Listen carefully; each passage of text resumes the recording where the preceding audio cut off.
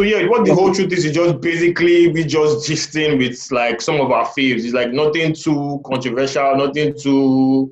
It's kind of like a podcast. Yeah. We usually do it in the studio, but since we don't have like a studio space now, just do it via Zoom. So it's just mostly you talking. You just ask a bit of questions. We just want to know like your kind of like musical trajectory. So that's No pretty problem. much it. I mean, let's start. Just ask away. So I feel like this is I don't know if it's a stupid question, but like, did you consider doing something besides music, given like your family background? Yeah. Like, how did it start? How did music start? Or did you think you're going to do something else? Well, regardless of thinking of doing anything else, I've always played music. So just something I did. I've been in the band since I was 8. So I've just always played because that was my first thing that I really loved to do as a kid, was performing. So I used to open the shows for my dad. I used to take piano lessons, you know.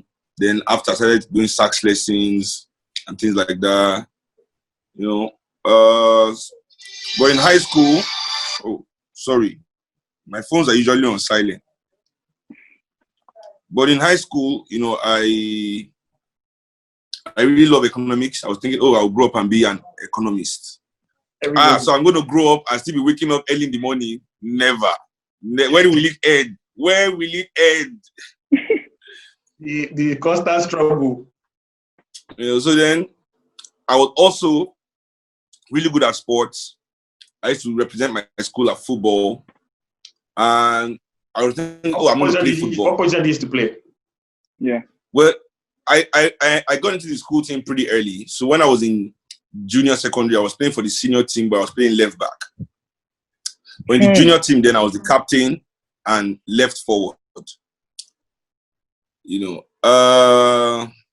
by the time I got to senior secondary, I was like a striker, left forward, you know.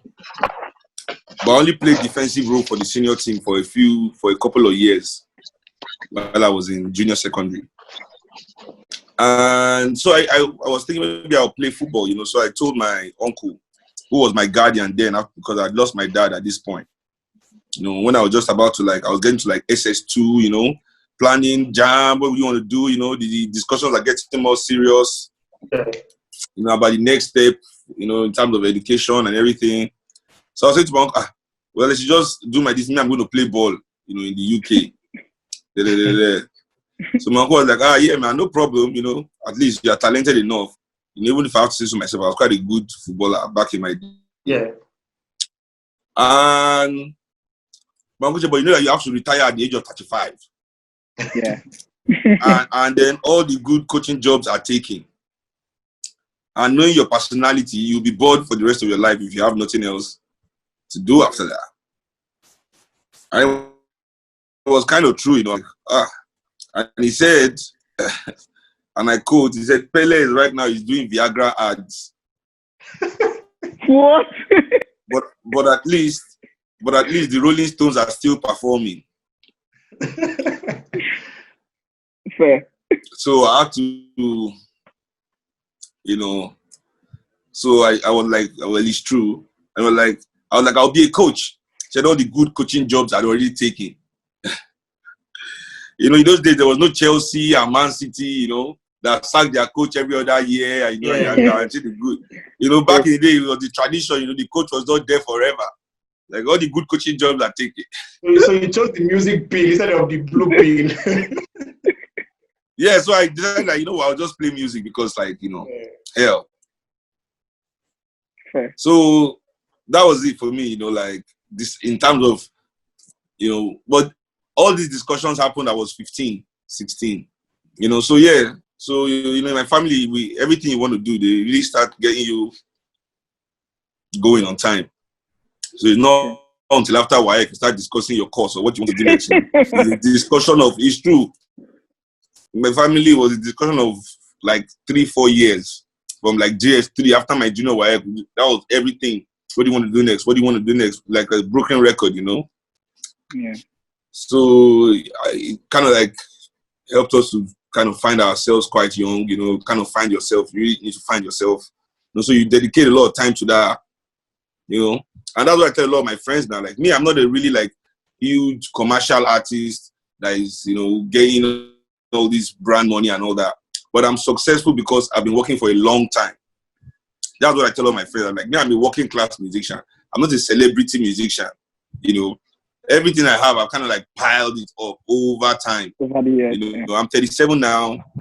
Next year, it'll be 30 years I've been performing on stage, you know. So if I was working in an office of like in civil service, you know, after 30 years, me too, I'll be eyeing permanent secretary appointments. Exactly. No time. You know, so yeah. So I guess that for me was the trajectory, you know, in terms of personal decisions that took me where I was, you know. So yeah, or where I am. I say where I was. Where I was a second ago, was where I am now. So I've been a huge fan of the family. I visited the house, your fella's house, and even the shrine. I visited it very, very often. And I've Yeah, seen that's my videos house of too. I lived there till I was about 24. Yeah.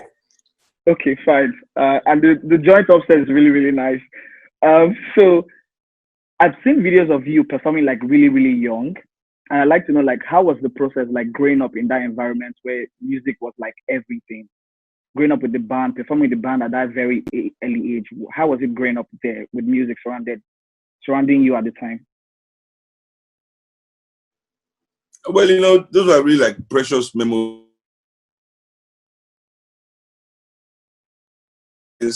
you know, of a kid. Was still everything was so, you know, larger than life. Everything was really exciting. You know, so as a kid, you don't really center yourself and really perceive it. You know, as a child, you are more. I think when we are children, we are more natural states. Yourself, you know, in what is in front of you.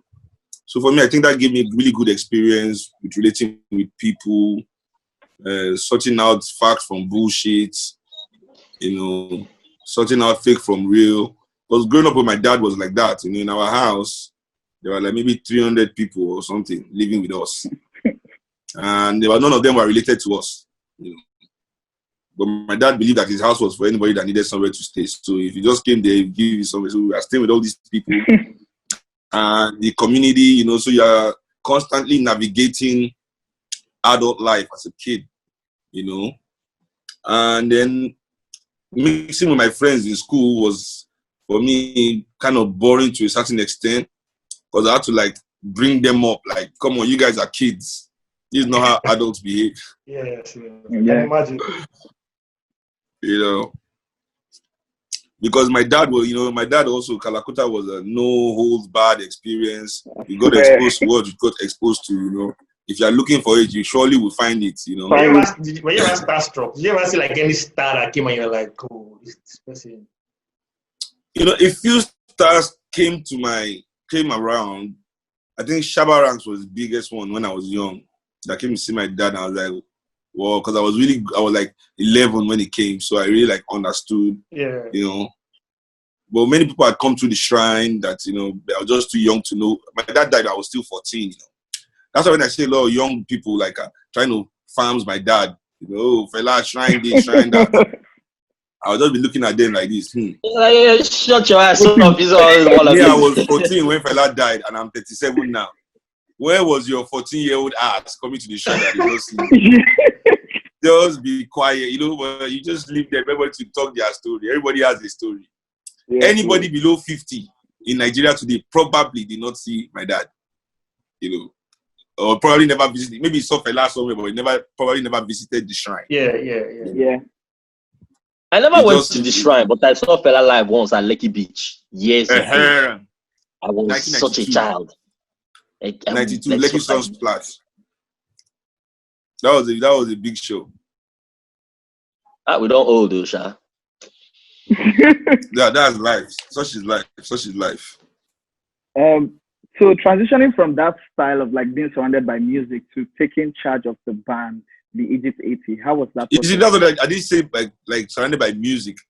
it was not really by music, but by community of people. Okay. You know, Fela was more than Fela. The music was the fuel that drove this huge engine, this huge machine that was known as Kalakuta Republic, you know, and everything that had to go with that. You know, so the music is part of that. The culture is part of that. The activism, the revolutionary education, you know, the government antagonism, everything was a part of that, you know. So it was not about growing up with music alone. That kind of diminishes my experience, even though the music was a rich part of it, but there was so much more happening that I was surrounded by. But I can't complain. So let's quickly talk about your Grammy-nominated Black Times. Like, I listened to the album; it was really dope. Like, what's the feeling like coming close to like a Grammy award? Yeah, it is what it is, you know. For me, the important thing was that they invited me to perform, even though I didn't make it to perform. I missed rehearsals. So that didn't happen. But I was supposed to be a part of that program was really important to me. That means at least, even though I'm not this commercial artist, you know, they know that, you know, the people actually recognize what I'm doing and the level that I'm at and what I'm doing. Now, that being said, that's just because it's the academy, what they call the music academy. So it's my peers. I have that respect for my peers. But now the Grammy as an association, as an organization, is a different thing entirely. You know, whether I take a Grammy award important or not is not really necessary for me. It's not really important. The validation of African people, to me, is more important than the validation of the Grammy organization. And that's where my story is really tragic. Because even though my album got nominated in the Grammy, no single African award ceremony saw my album. I was about to say that. They nominate you, but they never, So for me, that was kind of tragic.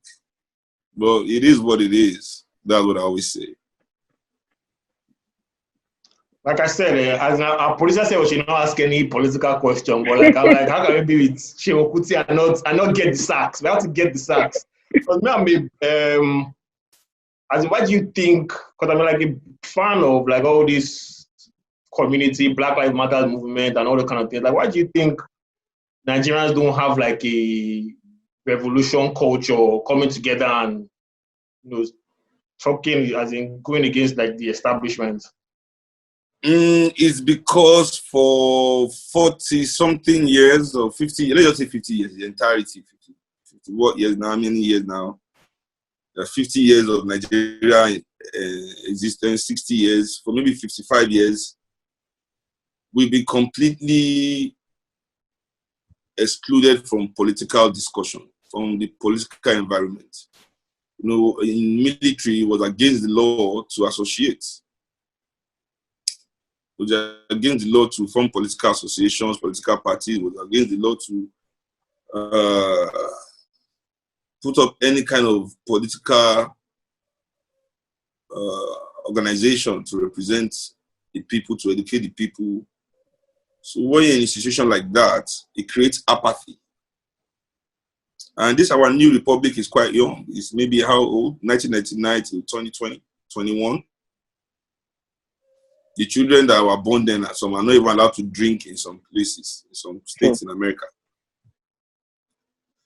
So for that reason, I cannot really blame the Nigerian people. As I said, many of the people that criticize the Nigerian people so harshly, you know, they come to my page, they do it too, but I don't really engage with them because I don't want to have the discussion. Many people that, you know, validate this mindset of blaming the Nigerian people, many of them are those that have secured their comforts within this oppression. Sure. Those that are children of the oppression. Those that are beneficiaries of our oppression. They are quick to blame the Nigerian people for not coming to kill them. You know. But the Nigerian people have moved in leaps and bounds in 20 years. It's a short time.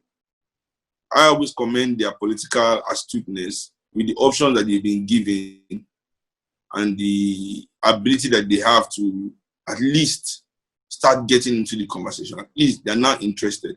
Yeah. An average Nigerian is probably more interested than the average American about politics. Forget what you see on TV. Okay. Why American politics is energized today is because they've been able to revive the us versus them mentality that they love so much in the United States. You know, so the us versus them is thriving, and so American politics, everybody's involved, you know, because they love to pick sides, us versus them. It's not really about progress or true justice. So I guess I will not be too harsh on the Nigerian people and say, you know, Nigerian people are not, you know, you cannot give what you don't have. It takes a lot of years. America is a 280-year-old democracy. No military interruption. Every generation of white leadership is alive to mentor the next, to teach them the way, to help them organize. It's not the same for us in the motherland. The history of motherland leadership, true leadership, is a history of assassinations. So those that have really stood up for us, that have really fought for us, they are largely even forgotten in our own communities, in our own countries. I see the people, why is there no Lumumba Highway in Lagos? No Sankara Highway, no Sankara anything, no monument to those that died for us to be liberated and did not have promise of resurrection. They died knowing that they are not coming back. Then the guy that they told him that if he dies, in 3 days he will wake up, now decide to die for everybody. That's the one we are building monuments for everywhere. I mean, we won't die for anybody if I know I'm going to wake up in 3 days. I'll die for all of you here. You just have to let me think about it so I can give you a convenient time when I know I don't have anything to do for those 3 days. Why you know your schedule is open? Why you know your schedule is free? Exactly. I just have to plan it with my free schedule. Well, so who can do that? See, I don't understand this greatness. I sit down in awe of how they brainwash people in this world. You know, to marvel at, you know, the ordinary. Because anybody can do that. I'm sorry. If I know I'm going to wake up in 3 days, come on. In fact, I will not die for 7 billion people on earth at once. That's lazy. There are 7 billion of you. I'll be dying every week. By the time that is like a thing, you know, I'll have a whole industry. I'll have like a, how do I put it? I'll be sending invoice. Every time I die, I'll come back and send my death invoice. I have a lottery system where I will pick the lucky 100,000 for the weekend. I'll die for 100,000 every weekend until we complete the process. Yeah, I'll die on Thursday. I'll die on a Monday. Wake up on Thursday. Friday, weekend don't start. Perfect. I know you're pressed with time. Last question. Do you ever think you run for president? Presidency. A lot of my friends always say that, and they all know me. I don't hide my political ambition. Presidency has never been my political ambition. I don't think I have I feel like a good president in Nigeria has to be able to reach across divides. Not divide between the people and their oppressor. I can't support that one. But the internal divide that we, the people, have among ourselves, excuse me, between the Christians and the Muslims, between the professionals and the poor, between the youth and the elders. Those ones, not between the oppressed and the oppressor. That dialogue is closed. There's no chance. They can never say anything meaningful. They will always excuse the situation. They will always try to preserve the situation because they benefit from it. But I think I've always said I want to be the chairman of the political party that is going to liberate this country. That is my dream. Hopefully, if I can get my movement, the Nigeria Resistance, grown up to that level where we can begin to inspire the people to that stage where we can really begin to give them a platform that can represent the potential of the African children that are in this Nigeria. See, I think that's one of the biggest problems we have in the country, that so many talented Nigerians cannot have their potentials fulfilled by their country. Irrespective of how many billionaires we are creating every second or whatever these lies, this their computer money that they are showing all of us everywhere and bamboozling us with their shiny things and things like that. You know, we find out that Nigeria is nothing but a cesspool of corruption and inadequacy in terms that is also a talent farm for the Western world. So that Black people don't use their own talents to develop themselves. So what am I saying? If you're a talented, at that real high-level paying job, that high-level intellectual jobs are not created here. We really have jobs of extraction here. So I'm saying if you're a talented neuroscientist, neurosurgeon, Nigeria doesn't have the program to match your talent. You are leaving the country. If you're a talented theoretical physicist, we don't have the programs to match your talent. If you're a talented anthropologist, we don't have the programs to match your talent. If you're a talented rocket scientist, talented robotics engineer, I mean, all these advanced jobs that is going to control the next century, you can tell already that the same way they sabotaged us through this last century by positioning themselves as the masters of the industry of the things that we'll need in this time, they've already positioned themselves with our help again, because that's how they use the same elites to carry us as slaves out of the continent. Now they are using them again by lack of opportunities in our land that they've created the artificial scarcity, because we in Africa, we are in the midst of abundance. How we can be suffering is definitely deliberate. Sure. So this the artificial scarcity that they've created to make sure that we are competing against each other instead of uplifting each other. You know, this fucking elites, pardon my French, is really annoying. The game that they play, telling African youths that they have to be capitalists, competing with one another, being at cutthroat competition with your brother and your sister. That's the only way to go. That's survival of the fittest. That's how you know the best. But as soon as they employ you into their company, the so-called bastion of the capitalism, you're not in the factory where you're supposed to compete with your co-worker and outperform your co-worker to show them that you're the best. You say, no, everybody, teamwork. Come on, share your ideas with help your team member so if your company needs teamwork to grow, how can the country need competition to grow? True. So all these lies that they just come and sell to African people that doesn't match our own logos, our own cultural identity, our own cultural balance, you know, especially in our psyche, we begin to find all these unhealthy, toxic manifestations all over our communities, you know, and it's all linked. It's all linked, you know. So for me, that's my own dream, to create a political party that will be able to create a government, you know, that will be able to represent the totality of what it means to be an African child in the modern world today, at least in the way that we can represent, interpret it. Gracias, man. I know to the This is why, like, I was like, we have to get you on this show, man, because I feel like the knowledge you have, love, like our peers need to hear it. Yagi, you want to say something?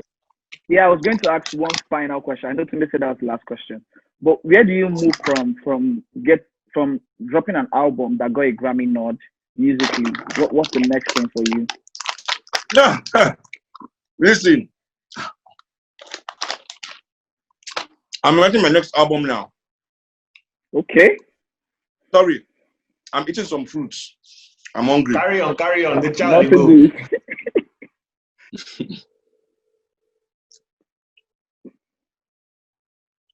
Unlike what we are made to believe in mainstream music, the duty of the artist is very clear. So this Grammy, all these things are superficial. Sure. My duty is to make sure that I represent my people with the gift that my ancestors have given me. The gift that they've given me is one of the most social gifts of all. definitely so put it at a very special level. See, Western corporations understand that about the gift of African people, how gifted we are creatively, artistically. So when they control our art, the way they do now, they turn it against us. So it is the art that permeates, because all the art forms we have, due to the incompetence of these African leaders here, rulers, they are not leaders. Due to their incompetence, there are no independent African platforms that we can honestly say is truly projecting Afrocentrism to the world. Sure. So they play their part by denying us those platforms. So we need Eurocentric platforms. And the Eurocentric platforms only wants the image of Africans that it has approved, which is blackness. So they push the worst of our art to the top. So the art that encourages us to kill each other, basically modern music. This is, nobody can say, it's modern music. It's modern music. Whatever we say, is in Nigeria too now. How we don't care about each other, how everybody is your enemy. You know, how our women are shit, slap a hoe, she fucking everybody, don't ever love a bitch, don't love a black woman, you know, all of us acting hard, you know. They'll not tell you, you said, and this thing you are listening is not healthy. They'll say, And this argument was written by white scholars for them, because I'm sure they did not think this argument through. They'll say, actually, they kill people in movies every day. Why don't they say an Scratch nigger movie is causing violence in their community?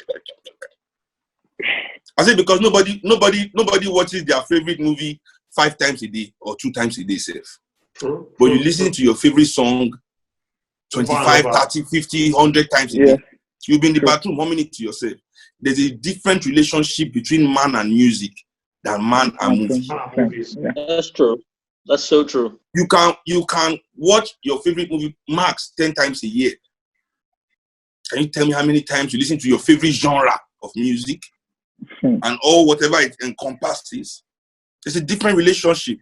That's why the same corporations that will tell you those things have no effect will come and do a 30-second advert on TV. Why then? Why are you doing advert on TV if what I perceive does not affect my decision making? Sure. So for me, my next task as an artist is pure, is predetermined. It kind of takes the joy out of it, but creativity removes that boredom because it kind of becomes monotonous. Represent your people, represent your people, represent your people, represent your people, represent your people, represent your people. They are not listening. Represent your people, represent your people, represent your people. They are not. I'm going broke after. Represent your people, represent your people, represent your people, represent your. So, but what removes that monotonous characteristic is that we're able to create something new in the process. So you have to write a new album, do some shows, meet new people. So that removes that constant. What's next? Because what's next? You know, time is truly cyclical. What's next is what's at the start. You know, really. You know, you are just going on the journey back to the beginning. You know, that's why I called my 3rd album A Long Way to the Beginning. But a lot of people did not get it. But that's what I call my 3rd album, because it was a dedication to me, to my own existence, my life, you know, understanding that everything I'm doing is just a journey to go back to where I started from anyway. So, hey. Thank you very much. Thank you very much. You have 5 more minutes. If you have one more question that we can do in 5 minutes, then you know. But do you have a title for the album? Which album? The next thing you're working on. Do you have a title? Right now, I have some ideas, some tentative titles, but I can't share. Come on. What kind of trick is this? What manner of sorcery? Who is your babalawo? Let me see your tongue. Let me see if you did the jazz well. Stick your tongue out. Let me see if babalawo did. Let me see if your babalawo did the jazz well. Any feature? Come here, I get babalawo. Any feature? You know, my father is the chief priest of African Shrine. I know fake jazz when I see it. May I get Babala? Make I ask you any feature on the album? Can you tell us about any features? But it's like my last album, I had Carlos Santana. Yeah. Who is probably maybe the most successful musician alive right now. I don't think I know anybody that sold more that is still alive. But my next album, I've not even decided. Okay. I have a lot of people. I've actually done some things on the side, a side project, with Black Thought from The Roots. This is not a Seun Kuti Egypt 80 project. It's just a side thing.